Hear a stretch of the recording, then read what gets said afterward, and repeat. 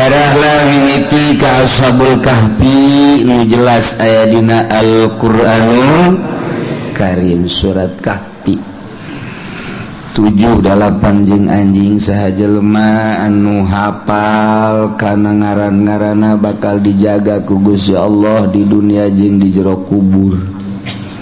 atau teu hafal tapi ditulis dibawa ku urang atau ditempelkeun di imah bakal dijaga tina balai-balai penyakit jeung termasuk pamalingan. Komo lamun urang datang ka makomna haju ziarah lantaran nyana teu maot ningalikeun ka urang.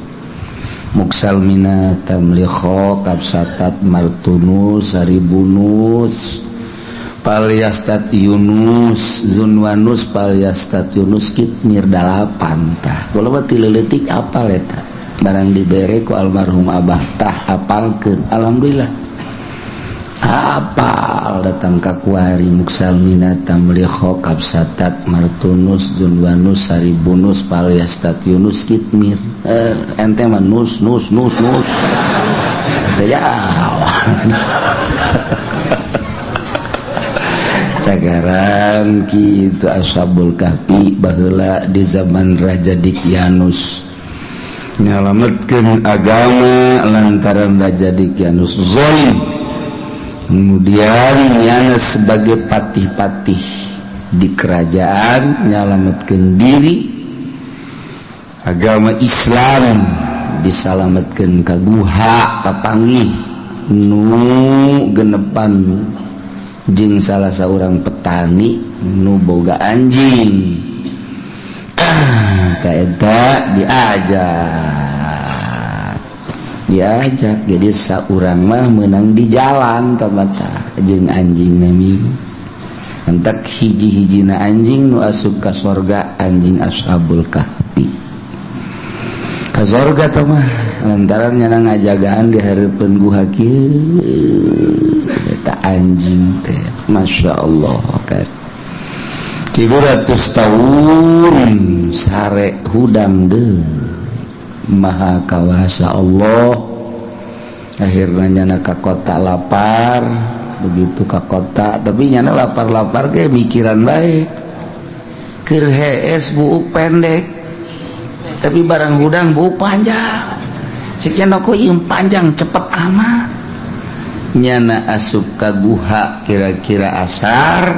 hudang kasorot panon poe kira-kira jam 9 jam 10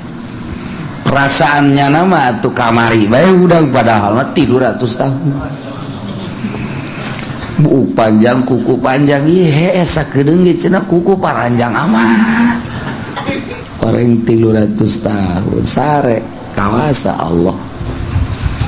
geus diganti kerajaanna rajana geus jadi raja soleh begitu ka kota turun meuli dahareun dideuleu duitna kaget tukang roti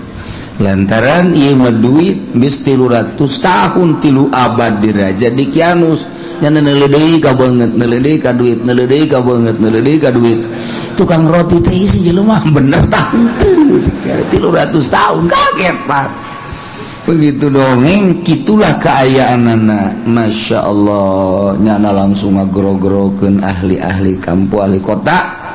tapi ieu Dikyanus nu diutus non kitu ngaranna muksalmina tamlikho nu diutus lumpat deui ka gunung ka guha bebeja bahwa ternyata rajana geus diganti urang sare 300 tahun kuari geus rajana raja soleh singkatna dongeng ke urang mun panjang umur sakedeung deui engke bakal naon kitu ngabahas Ashabul Kahfi no kolot bahasa nawal kaburu wah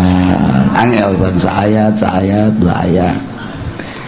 ih caknya na angel kumaha pugu Ashabul Kahfi dan jadi 300 tahun sanu nyaho cenah aing di bawah umur 300 tahun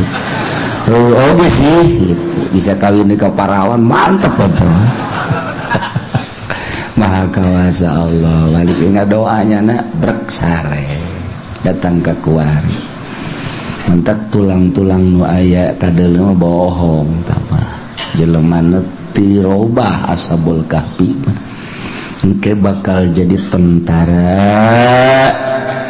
kitu Mahdi ke di akhir bakal aya Dajjal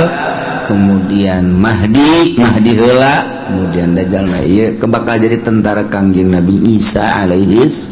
mimiti Dajjal Mahdi heula Mahdi kemudian Dajjal tas Dajjal kakara Kangjeng Nabi Isa dibantulah ku tentara na ashabul kahfi berikut jeung anjing-anjing